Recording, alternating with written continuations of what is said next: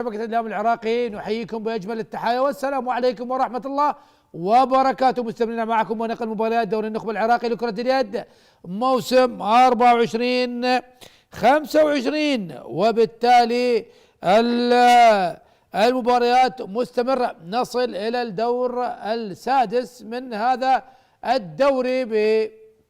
أكيد يعني الأمور ليست سهلة بالمرة، خلاص دخلنا مرحلة الجد. ذي قار هنا في محافظة ذي قار يستقبل ديالى القادم من محافظة ديالى، ضيف ثقيل، ضيف يحتل المركز الخامس برصيد 12 نقطة، 4 انتصارات وخسارة وحيدة، بينما ذي قار في المركز الثالث عشر برصيد نقطة واحدة فقط، نقطة واحدة فقط، 3 خسارات وتعادل وحيد. وبالتالي ذي قار يبحث عن انتصاره الأول، بينما ديالى يبحث عن انتصاره الخامس. وأولى المحاولات من مصطفى بكري، طبعا غياب محمد صاحب من فريق هنا أحمد وآم. فريق ديالى يبدأ بمصطفى بكري، علي عبد المنعم، حسين أحمد، منير قاسم، علي طارق، حيدر جبار. هذه تشكيلة طبعا تشكيلة فريق ديالى. يحاول الآن، هل ينجح مصطفى بكري؟ ينجح مصطفى بكري بتسجيل أول أهداف هذا اللقاء من رمية 7 أمتار. طبعا تشكيلة نادي ديالى: حسام علي ومحمد حسن، عبد الأمير حسين، زيد علي، وحسام عبد الكريم، وأحمد وهاب.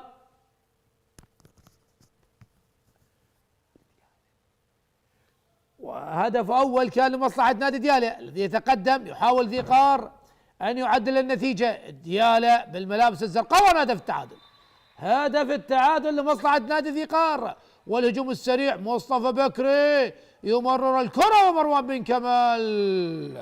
مروان بن كمال التونسي، وتصدي لأحمد وهام. وسنوات طويلة في كرة اليد العراقية، هدف بهدف. ذي قار في المباراة الأخيرة، طبعا ذي قار خسر المباراة الأخيرة أمام الكرخ، وأنا أعرف الكرخ الذي يحقق نتائج قوية جدا، خسر بفارق 20 هدف، 13-33. محاولة الآن عبد الأمير حسين يحاول، وماذا هناك؟ هل هناك خطأ؟ رمية 9 أمتار، رمية 9 أمتار ديالى، والفوز كان على القاسم 27 مقابل 17. حسام علي، حسام عبد الأمير حسين، تمريرات حسام عبد الكريم، وتصويبه إلى الخارج، تصويبه إلى الخارج. ويبقى التعادل ما بين الفريقين. مصطفى بكري إلى أحمد طارق، مروان بن كمال يحاول لكن دفاع قوي. مروان بن كمال تمريرة لعلي ويني، لكن هناك خطأ. ماذا سوف يحتسب؟ طبعا حكام اللقاء حمزة علي وحسن مهدي، وحكام الطاولة ثار عواد وامجد حسين، والإشراف الأستاذ تحسين دحلوس والدكتور هشام عباس. بالسلامة للاعب التونسي مروان بن كمال، شاهدناه مع نادي الجيش في الموسم الماضي، وهذا الموسم يلعب مع نادي ديالى. يحاول علي طارق، مصطفى علي طارق، الثلاثي الخلفي لفريق ديالى، مروان بن كمال، تمريرة إلى لاعب الزاوية حيدر جبار، عادت من جديد علي طارق إلى مصطفى بكري، علي طارق من جديد، والتصويبة، لكن تصدي من أحمد وهاب. يحاول مروان بن كمال أن يغالط الحارس أحمد وهاب، لكن تركيز واضح كان من أحمد وهاب بهذا اللقطة. عبد الأمير حسين إلى حسام علي، حسام عبد الكريم وحسام علي وعبد الأمير حسين، ثلاث الخط الخلفي. الهدوء، المدرب حسام علي مدرب فريق ذي قار، شاهدناه دائما اسلوب الهدوء. عبد الله محمد، هناك بطاقة صفراء على مروان بن كمال، لاعب نادي ديالى.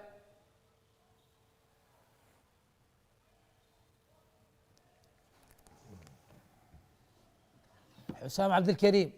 توجيهات حيدر غازي مدرب نادي ديالى، المشاهدة والتوجيهات المستمرة والتواصل مع اللاعبين. وخطأ آخر لعبد الله محمد، خطأ آخر لعبد الله محمد لاعب الدار لفريق ديالى، الفريق ذي قار الذي يلعب بالملابس الحمراء. هدف بهدف. حسام علي عبد الأمير حسين، بداية قوية من الفريقين، 10 دقائق أولى أكيد تكون مهمة. إلى حسام عبد الكريم، إلى عبد الأمير من جديد. حسام علي، حسام علي يحاول دفاع قوي من دفاعات ديالى، هنا تصويب وتصدي، تصدي من منير قاسم والمتابعة موجودة ولا الخارج ورمية 7 أمتار. رمية 7 أمتار، متابعة كانت من زيد علي ويتحصل على رمية 7 أمتار والمطالبة بالإيقاف، المطالبة بالإيقاف من زيد علي لحكام اللقاء، لكن حكام اللقاء يحتسبون فقط رمية 7 أمتار. حسام علي امام منير قاسم الشقيق الاكبر لمنتظر قاسم. القاسم وحراسة المرمى، هنا حسام علي يسجل الهدف الثاني لمصلحة نادي ذي قار. ذي قار يتقدم بالنتيجة 2 مقابل لا شيء. يحاول الآن فريق ديالى يبحث عن التعديل، هل ينجح بالتعديل؟ مصطفى بكري إلى علي عبد المنعم، علي عبد المنعم لعلي طارق، والتمريرات لاعبي فريق ديالى ايضا لا يستعجلون بالتصويب. هنا علي طارق، مروان بن كمال، تمريره الى حيدر جبار وهدف ممتاز، هدف ممتاز من علي من حيدر جبار. نعم، لاعب الزاويه اليمنى ينجح ويسجل هدف التعادل. مرت 6 دقائق احبه المشاهدين على بدايه هذا اللقاء، والتعادل 2 هدف لكل فريق. حسام علي عبد الأمير حسين، دفاع 6-0 لكن متقدم نوعا ما، نعم متقدم نوعا ما من لاعبي فريق ديالى.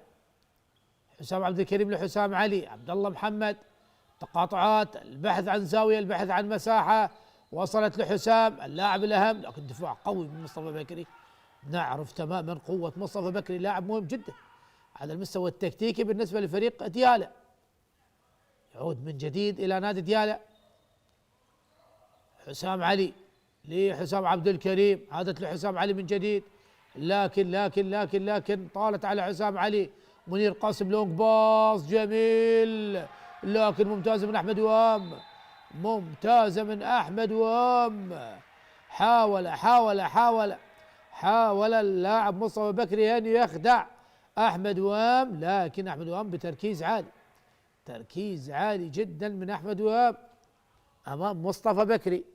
عادت الهجمة والحيازة لمصلحة نادي ذي قار، يبحث ذي قار عن التقدم من جديد، لكن نعرف تماما دفاعات قوية جدا لمصلحة نادي ديالى. راد عبد الزيد الآن نشاهده يدخل على المستوى الدفاعي.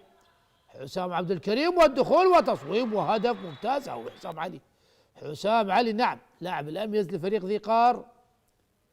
يتقدم الآن فريق ذي قار بالهدف الثالث، 3 ذي قار، 2 هدفان لديالى.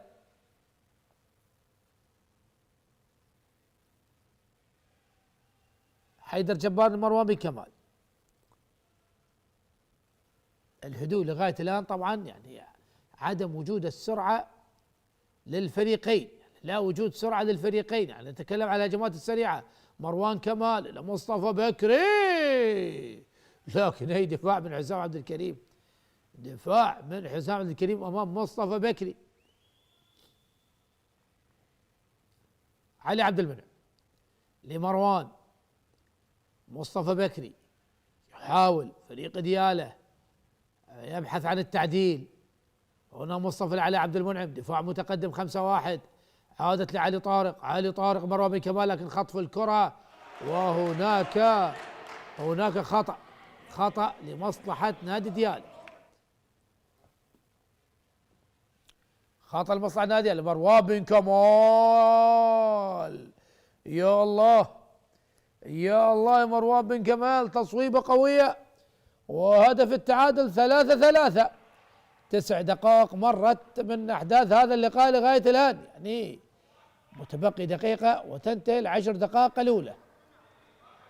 نعم مشاهدنا 9 دقائق مرت والنتيجة تشير إلى تعادل الفريقين 3-3. حسام عبد الكريم، عبد الأمير حسين لحسام، إلى حسام علي، المهارة، تمريرة، لكن هناك خطأ مصطفى بكري. لا، مصطفى بكري هو من يواجه حسام علي، يعرف تماما أهمية هذا اللاعب.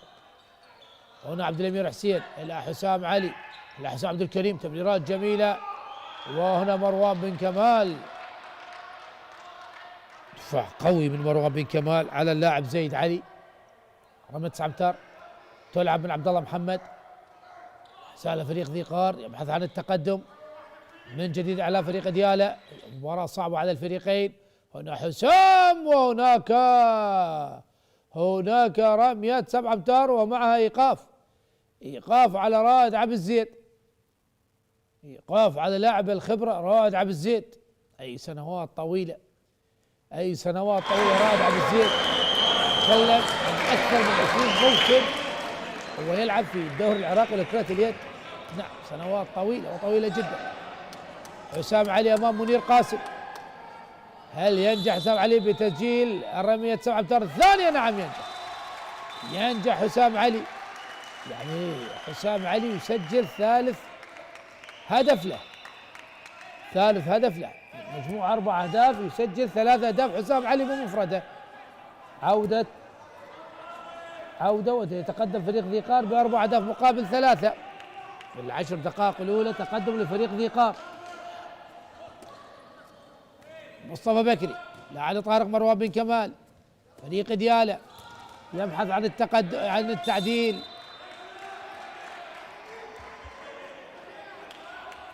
مصطفى علي طارق، مصطفى يحاول تمريرة لعلي طارق، تصل إلى مروان بن كمال، مروان لعلي طارق، ودخول ممتاز دخول وتصويب وهدف التعادل 4-4. ولا طبعا حاول فريق ذي قار، كان المرمى خالي،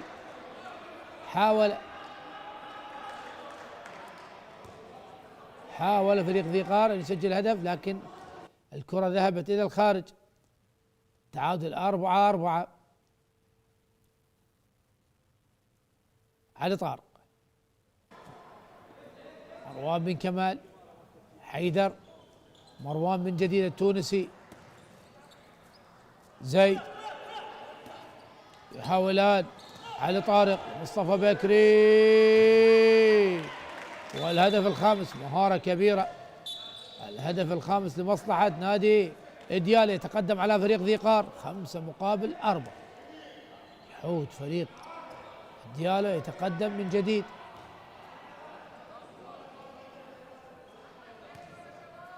عبد الأمير حسين، وهنا حسام علي لحسام عبد الكريم، إلى عبد الأمير حسين، والمحاولة. عبد الأمير، دفاعات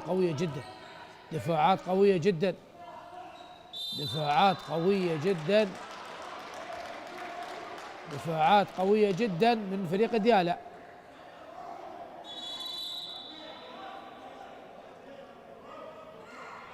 نقاش ما بين حسام علي ومروان بن كمال، هل كانت هناك لقطة بعد الصافرة؟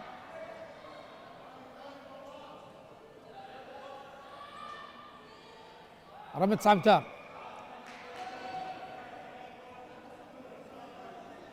عبد الله محمد إلى حسام عبد الكريم. شاهد فريق ذي قار تكلم عن ندية امام فريق ديالا. هنا تصويب من حسام عبد الكريم، لكن هناك رمية 9 امتار، وإشارة اللعب السلبي.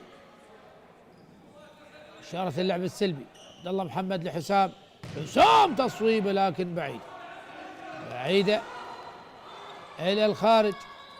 عادت مصلحة نادي ديالا، هل يتقدم فرق هدفين؟ علي طارق، ودفاع قوي من عبد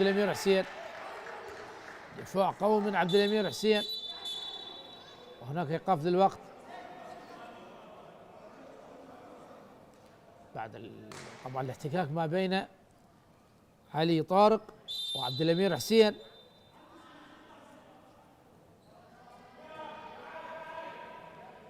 مروان بن كمال لمصطفى بكري. شاهد فريق ديالى يريد أن يعزز تقدمه ويعزز الفارق ما بينه وبين فريق ذي قار. هنا مصطفى بكري لمروان بن كمال، تمريرة لعلي عبد المنعم، ممتازة تمريرات ممتازة من فريق ديالى، والهدف السادس 6-4. تقدم فارق هدفين 10 دقائق أولى. فريق ذي قار تقدم على فريق ديالى 4-3، لكن الآن فريق ديالى سجل 3 أهداف على التوالي دون تسجيل أي هدف لفريق ذي قار، يتقدم ب6 أهداف مقابل 4. الأمير حسين لحسام عبد الكريم، حسام لحسام علي، الحسامان وصلت لعبد الأمير حسين، حسام ثلاثي الخط الخلفي والاعتماد الكبير، وصلت إلى لاعب الزاوية ومنير قاسم ينجح. ممتازة مروان بن كمال، تمريرات سريعة، مصطفى بكري يحاول وتصويبه هدف لمصلحة فريق ديالى، هدف لمصلحة فريق ديالى، الهدف السابع 7-4. ومرت ما يقارب 14 دقيقة على أحداث الشوط الأول، والفارق 3 أهداف، فارق 3 أهداف لمصلحة فريق ديالى. أكيد ديالى يطمح من الاقتراب من مركز الصدارة، يتصدر الكرخ والوصيف الحشد. مباراة مهمة أيضا بعد هذا اللقاء ما بين نفط البصرة والكرخ. حسام علي، حسام عبد الكريم، عبد الأمير حسين، وهناك خطأ محمد سعبتار.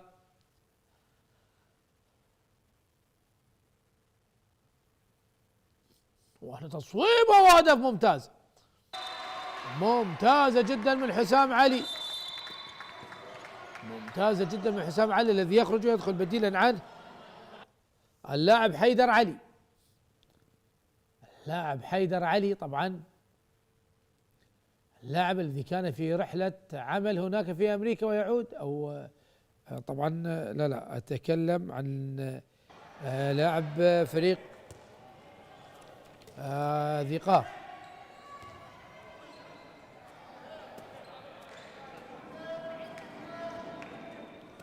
يحاول الآن فريق ديالى، خلص الفارق.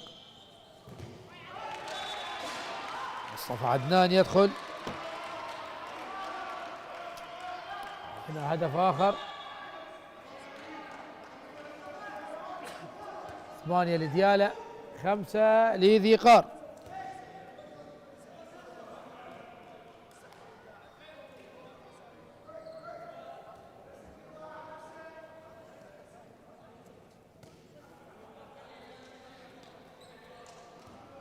يحاول فريق ذي قار أن يقلص الفارق. الأمور صعبة وهجوم مرتد سريع، يحاول حسين أحمد، ممتاز حسين أحمد، هدف بطريقة فنية جميلة. وهناك وقت مستقطع يطلبها المدرب حسام علي مدرب فريق ذي قار، أكيد يعني يريد لملمة الأوراق من جديد، يعني بعد ما شاهد يعني فريقه تقريبا ب7 دقائق لم يسجل سوى هدف واحد، ويطلب وقت مستقطع.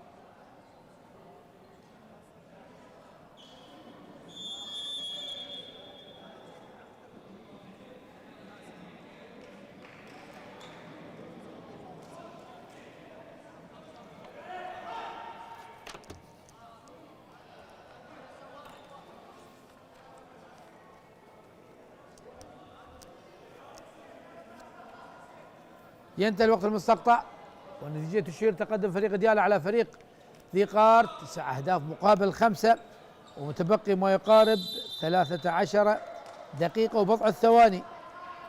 هل يعود فريق ذي قار بعد طبعا هذا الوقت المستقطع؟ أكيد يعني الفوارق والأفضلية لمصلحة نادي ديالى. نادي ديالى يمتلك لاعبين سبق ومثل منتخباتنا الوطنية، وأيضا لاعب محترف هنا عبد الأمير حسين. يحاول فريق ذي قار يبحث عن التقليص، لكن هناك خطأ ورمية 9 أمتار. خطأ ورمية 9 أمتار.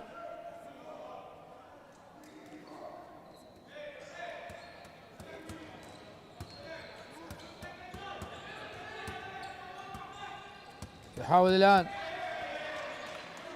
وأيضا هجوم غير ناجح، والهجوم المرتد وهدف. هدف سريع جدا. حيدر جبار ينجح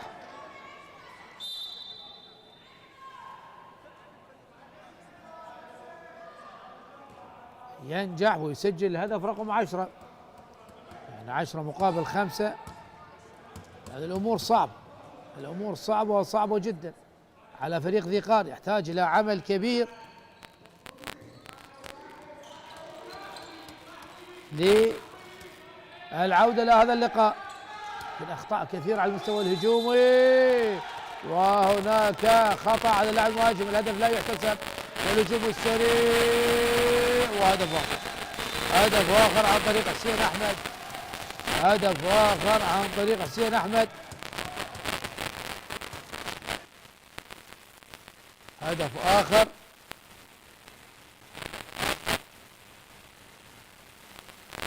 فرق وصل الآن 6 أهداف.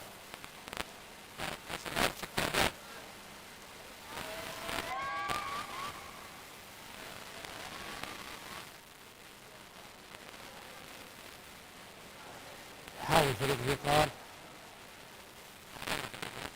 أن يعود بالنتيجة. وهنا المحاولة، ومنير قاسم يتصدى منير قاسم. طبعا على الكرة مصطفى بكري، علي طارق لمصطفى بكري من جديد، وهناك ايقاف على اللاعب مصطفى عدنان.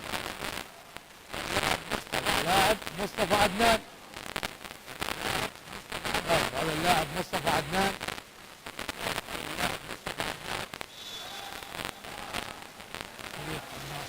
فريق ذي قار، وهذه ذي قار يمثلان كرة اليد في ذي قار، المصرية وذي قار، وهنا المشاركة. رمية الأبجار،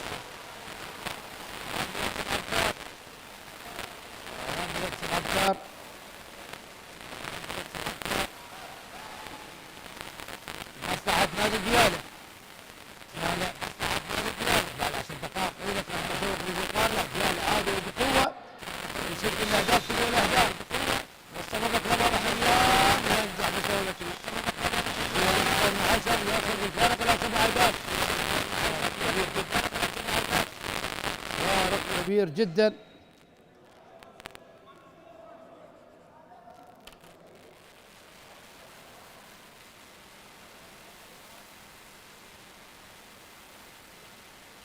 هناك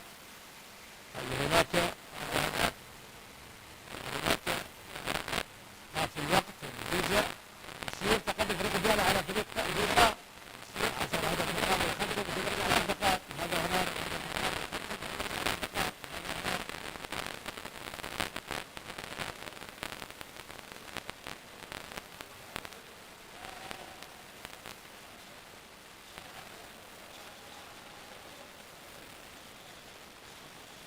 تأكد من نظافة الأرضية، يخلوها من الماء. إذا نشوف لقب نجيب أحمد المشاهدين.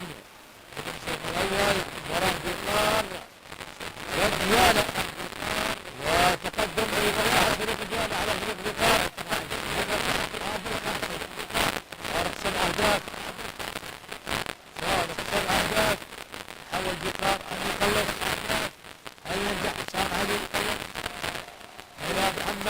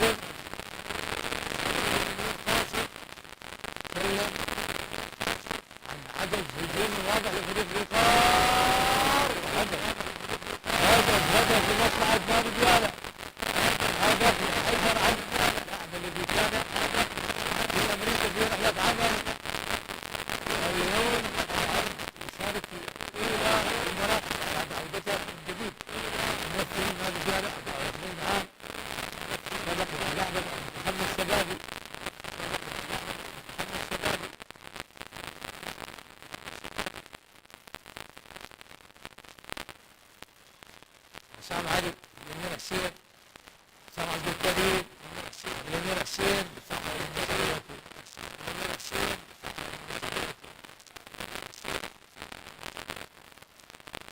حاول عبد الامير كبيره ايضا تمريره خاطئه، مروان بن كمال بين بوس ولم يستطيع التحكم بالكره بصوره صحيحه، ونحن باعاده الفريق لا 5 دقائق لاعب 8 اهداف، تبقي اقل من 8 دقائق،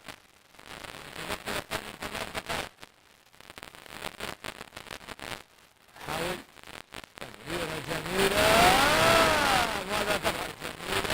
ماذا تفعل؟ مصطفى عدنان تغرف مواجهه العدد العارضه، كان مصطفى علي استغربته مروان بن كمال استغربته من جديد، مصطفى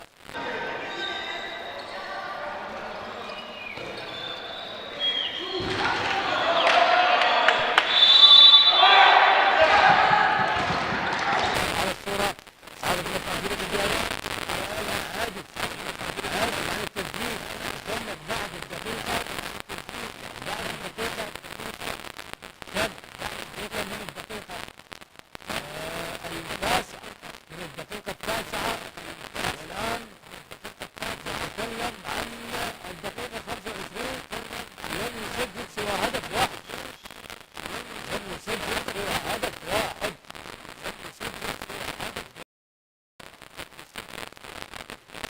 الحلول الهجومية غير موجودة، حسام عبد الكريم، حسام علي بعد عن الهجوم المرتد، لكن هناك خطأ، هناك خطأ،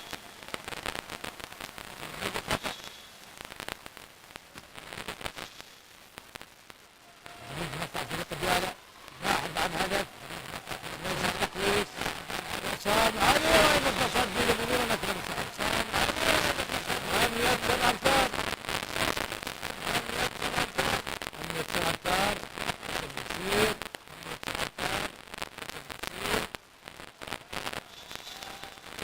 حسام علي المتخصص، يدخل الحارس الجديد كاظم أحمد، قاسم لم يستطيع التصدي رمى 9 أهداف، هل ينجح كاظم أحمد؟ لكن حسام علي يضيع رمية الأهداف، حسام علي عدد الأهداف الرجالة، علي طارق تمريرة جميلة لحيدر علي، ممتاز من حيدر علي لاعب الدائرة، حماس كبير لدى هذا اللاعب، هل كان يلعب كرة يد في أمريكا؟ ونعرف الأمريكان وضعوا كرة اليد خلاص وضعوها في الجمجمة، وبالتالي مسألة سنوات ونشاهد فريق أمريكي قوي العالم الأخيرة. حسام علي يحاول لعب اليمين حسين، وهدف رقم 6، هدف رقم 6 خلص يريد الفرق إلى 8 أهداف، فارق كبير الشوط الأول أقل من 5 دقائق، 14 لديالا يدخل بالتقارب في مركز اللون الأزرق الجديد في هذا الموسم، ديالا على مستوى كرة القدم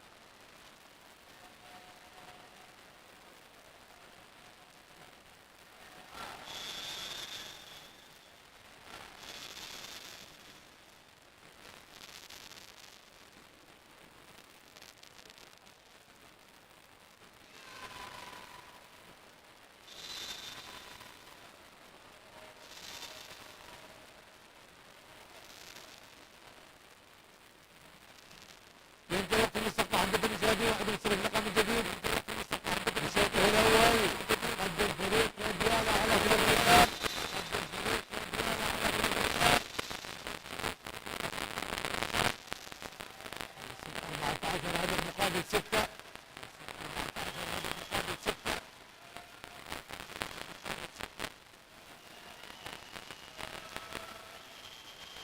محاولات مصطفى بكري وهدف.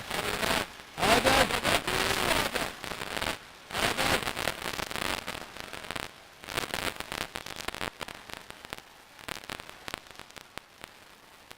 هدف اخر مصعد هذه الهدف 15 متبقي 4 دقائق.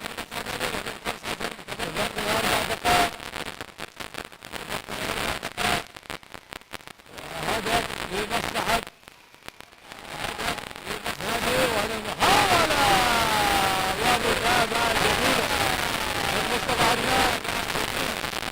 متابعة جميلة من مصطفى عدنان. الهدف السابع لمصلحة نادي الوقار.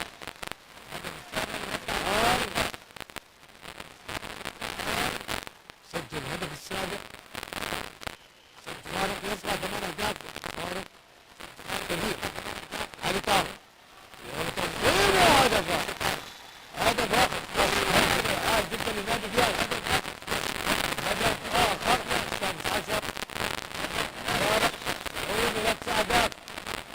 علي فاز مع الامام عبد العالي. هدف جديد لنادي دياله. حل الشوط الاول. الشوط الاول بالبدايه 1 دقائق. ممتاز. بعدها الفريق انهار على المتولدين. حسام علي. علي من حسين. حسام علي من جديد. حسام تصويبه وهذا خارج. لو في خطا من ايقاف كبيره طويله. يخرج حيدر علي. وهدف اخر. هدف اخر لحيدر. هدف اخر. 17 متحمس حيدر علي. لا مباشرة دخل الاهداف. يسجل الاهداف كل الاهداف. والله تشجيع اللاعبين للاعب حيدر علي.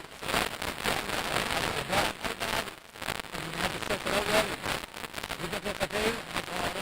ليس الفارق السهل. يمين حسين. حسام علي ولكن الزمن موجود من مصطفى بكري. بكري ثاني هداف الدوري العراقي بعد نهاية الجولة الخامسة. 39 هدف. حسام علي. حسام تصوير وتصدر من القاسي. علي طارق على مروان بن كمال. مروان يقف بالتصدي باستغلال السرعة لفريق دياله. مروان بن كمال مبادئات الكرة لحيدر علي. حيدر علي استغلت لمروان بن كمال مصلحة نادي دياله. الذي يتقدم بفارق 10 أهداف. 17 مقابل 7. متبقي دقيقة واحدة على نهاية أهداف الشوط الأول. الشوط الأول 10 دقائق أولى. كان الفريق يلعب جيد وكان الند بالند بعد دياله. بعدها دياله دخل بطولة في اللقاء ويصل الآن بالفارق 10 هدف. 10 مقابل 10. دياله الفوز الأكبر الذي حققه والفوز على بلوزة الفصل 31 مقابل 20. 30 هدف وخسر المباراة الأولى أمام الحشد 2025 وبعدها 4 مباريات و4 انتصارات. أيضا تصدي والهجوم السريع وصلت لعلي طارق. علي طارق و عرقل. نعم عرقل الهجمة اللاعب زيد علي. عادت مصلحة نادي دياله. الثواني الأخيرة تصويبة من علي طارق لكن تصدي من أحمد وهاب. خطأ على حيدر علي وتمريرة طويلة وصلت من حسام بن كريم. وأيضا أصبح الهجوم وينتهي الشوط الأول يتقدم فريق دياله على فريق الوقار ب 18 هدف مقابل 7. هدف المشاهدين باستراحة قليلة. استراحة طبعا ونعيد إليكم من جديد مع أحداث الشوط الأول. هذا الغد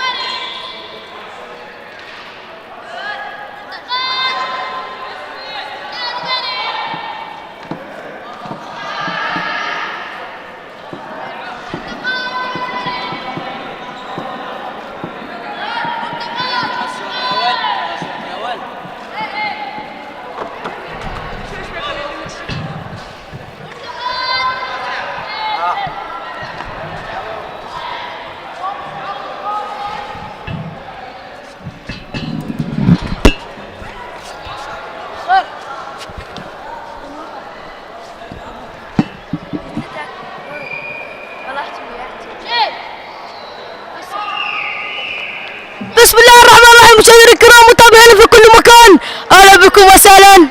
عرب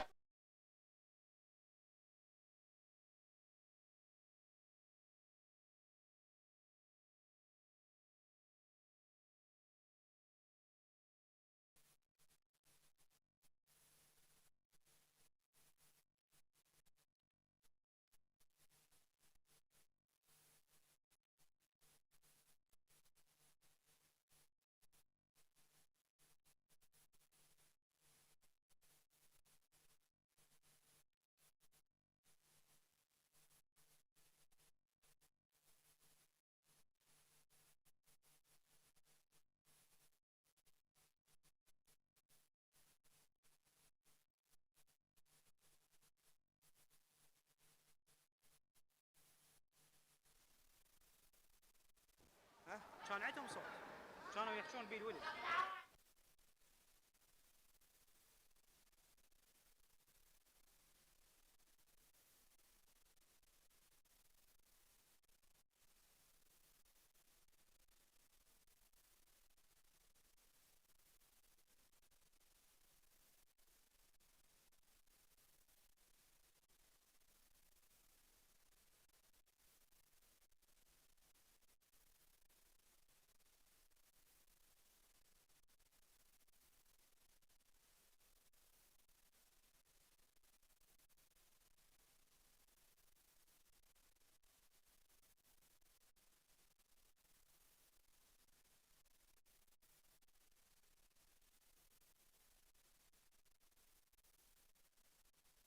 لا جيتهم حاجاني عمر حاجاني وجيتهم. ها؟ راح يفحص الصوت. ابو عشتار ابو عشتار تسمعني؟ الصوت مال المايك اشتغل يمكم؟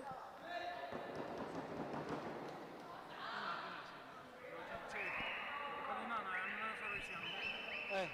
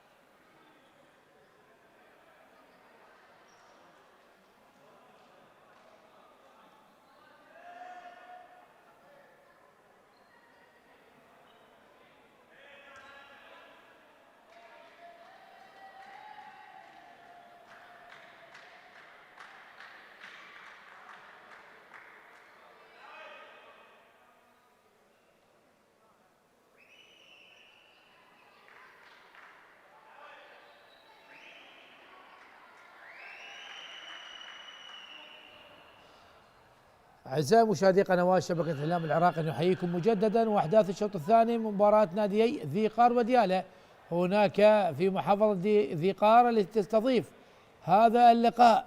لقاء مهم يأتيكم ضمن مباريات الدور السادس من دوري النخبة العراقي لكرة اليد. ذي قار ديالى، كربلاء بلدية البصرة، نفط البصرة، الكرخ، الفتوة، الناصرية، القاسم، المسيب، السليمانية والكوفة والجيش والحشد الشعبي ونادي الشرطة. انتظار 15 نادي يتنافسون على لقب دوري النخبة العراقي لكرة اليد موسم 24 25.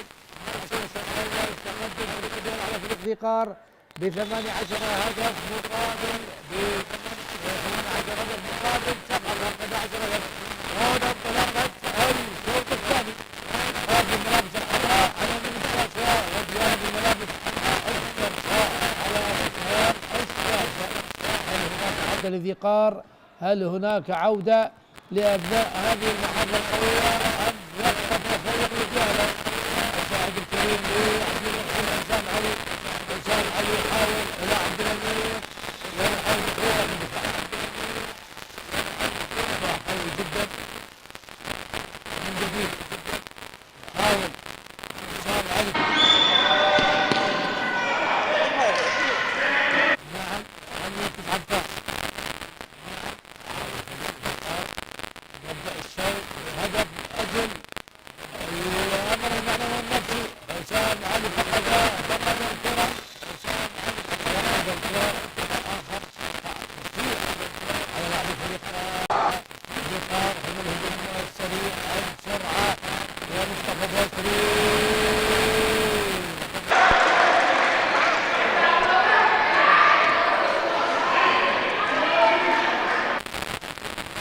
مواصفات ممتاز.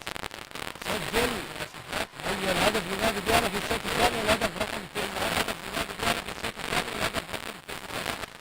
فريق ذي قار ثاني. فريق ذي قار خسر لغاية مباراة من 4 حقق انتصار.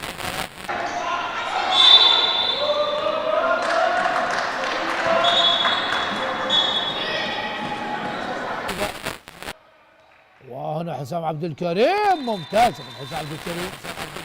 مهارة جيدة من حسام عبد الكريم.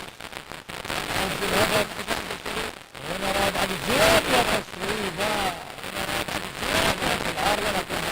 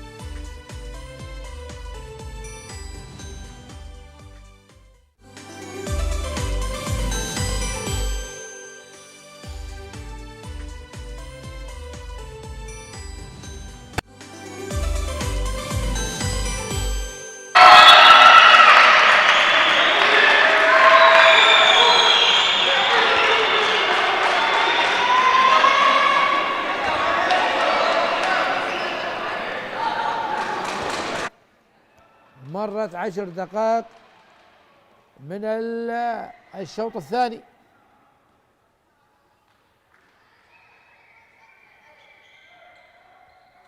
عبد الله محمد لعبد الامير حسين، زيد، عبد الامير لحسام علي، لعبد الامير لعبد الامير